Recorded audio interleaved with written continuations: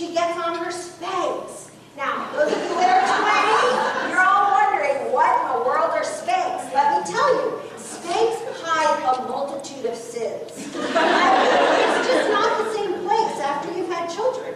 And so they created this thing called Spanx. Now, I gotta tell you, the night before I flew here to Washington, I was speaking at Denver Seminary.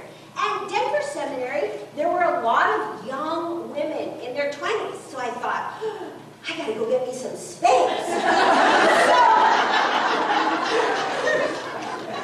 But here's the thing, being cheap, I didn't want to spend the money on the real Spanx. So I went to Target and I bought the Spanx knockoffs.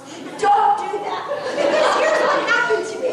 I put on the fake Spanx and I put on my winter white pants and I thought, okay, I can pull this off. And I got to Denver Seminary and I looked in the mirror. You could see the lines where my Spanx were. I thought I'd been ripped off. And I said to my daughter who was with me, I said, oh no, I bought the cheap Spanx. She said, what are you talking about? I said, I bought the cheap Spanx. I didn't buy the real Spanx. And now you can see the lines. She said, Mom, just pull your jacket over it.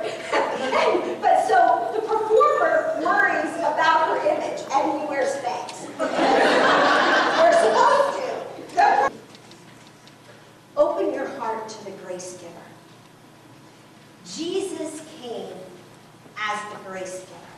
You see, in every other religion out there, it's about work harder, give alms, pray 5 times a day, meditate and become incarnated into something else. Every other religion out there tells you work harder to be good. And the problem for us performers, what's the question we have? The question we ask is, am I good enough? Do I measure up?